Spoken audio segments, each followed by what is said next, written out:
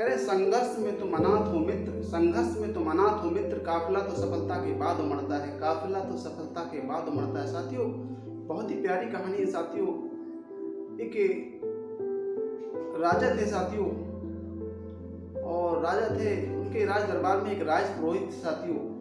तो बड़ा अच्छा राजपाट चल रहा था, प्रजा बहुत खुश थी उनके राजपाट में, सभी लोग खुश थे, चारों तरफ खुशहाली थी साथियों।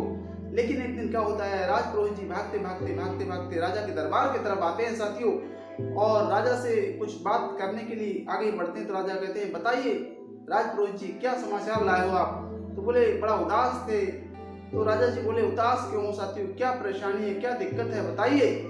तो राजपुरोहित जी बताते हैं कि मैंने आज आपकी जन्म कुंडली देखी थी साथियों। वो जन्म कुंडली के अंदर साथियों आप 1 महीने बाद आपका जो है आप मर जाओगे साथियों।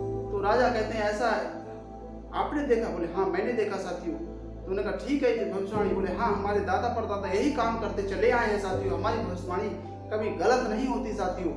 तो राजा ने कहा ठीक है कोई बात नहीं है, इस चीज को हम नहीं मानते। अब राजपुरोहित जी अपने चले जाते हैं अपने घर के लिए। अब वो जब चले जाते हैं साथियों, तो राजा सही सलामत रात को सोया, खाना खाया, उन्हें सोया। लेकिन सुबह जब उठा, थोड़ा अस्वस्थ थे राजा, थोड़ा अपने आप को अनकंफर्टेबल फील कर रहे थे साथियों। तो राजा ने उस दिन रोटियां भी साथियों 4 रोटी खाते थे साथियों, 3 ही रोटियां खाई राजा ने साथियों। अब ऐसे धीरे धीरे करके राजा के मन में कहीं ना कहीं वो शब्द बैठ गए साथियों, और कहीं ना कहीं राजा की 1 दिन 2 दिन 3 दिन 4 दिन 5 दिन 10 दिन 15 दिन 20 दिन धीरे धीरे बीतते गए। राजा का खाना बंद होता चला गया। एक दिन वो आया कि राजा का खाना बिल्कुल बंद कर दिया राजा ने खाना। अब राजा का खाना बिल्कुल बंद हो जाता है, राजा मरने की अवस्था में होते साथियों। ये बात मंत्री को पता लगती है। मंत्री जाता है राजपुरोहित के पास में, राजपुरोहित जी कहता है, हे राजपुरोहित जी, आपने कौन सी जन्म कुंडली देखी थी? बोले हाँ मैंने जन्म कुंडली उनकी देखी थी, और वो राजा जी 1 महीने बाद मरने वाले हैं, मर जाएंगे साथियों।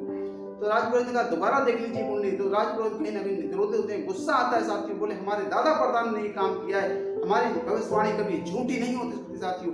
अब साथियों राजपुरोहित जी ने ये कह के वो चले आए साथियों। चले आते हैं साथियों, तो होता क्या है अगली बार में कि राजा ने कहा कि मेरी एक तमन्ना है मेरी से साथियों, कि जब मरना चाहूँ साथी, सारी पब्लिक प्रजा को इकट्ठा कर लिया जाए, प्रजा को पब्लिक को सबको इकट्ठा कर लिया जाता है साथी वहाँ पर, और मैं उनके सामने मरना चाहता हूँ साथी। सारे लोगों को बुला लिया जाता है, राजा की चारपाई वहाँ आ जाती है साथी, राजपुरोहित जी को बुलाया जाता है। तो मंत्री जी कहते हैं देख लो दोबारा राजपुरोहित जी कुछ और देख लो। उन्होंने कहा देख ली मैंने इनकी भविष्यवाणी, ये 100% जो मैंने भविष्यवाणी की थी वो सत्य होने वाली है आज साथियों। तो मंत्री ने कहा साथियों आपने मेरी भविष्यवाणी देख के बताओ मैं कब मरूंगा साथियों। तो साथियों वो मंत्री जी की भविष्यवाणी देखता है, बोले आप अब से 20 साल बाद मरोगे साथियों। तो उन्होंने कहा अपनी भविष्यवाणी आपने कभी देखी है पंडित जी? राजपुरोहित जी ने साथियों अपनी भविष्यवाणी देखी, बोले अभी 30 साल और जीऊंगा साथियों, 30 साल और जीऊंगा।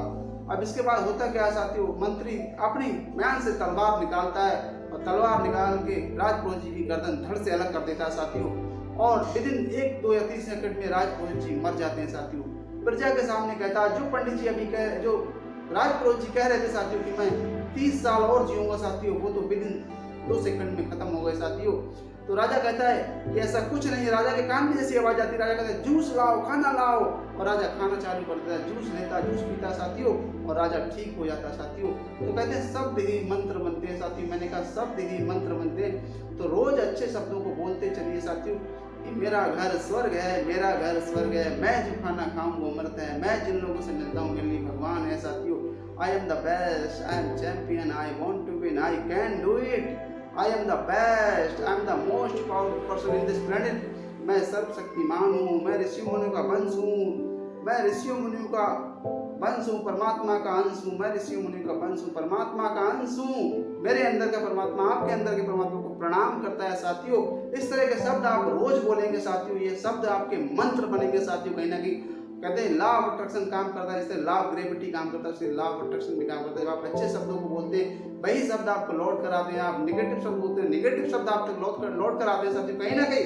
तो साथियों मैं आपके लिए इतनी मेहनत करता हूँ साथियों, कहीं ना कहीं मेरे चैनल को आप सब्सक्राइब करना ना भूलें साथियों, और जिससे आप तक अच्छी जानकारी पहुँचती रहे साथियों। इसी के साथ मेरा नमस्कार।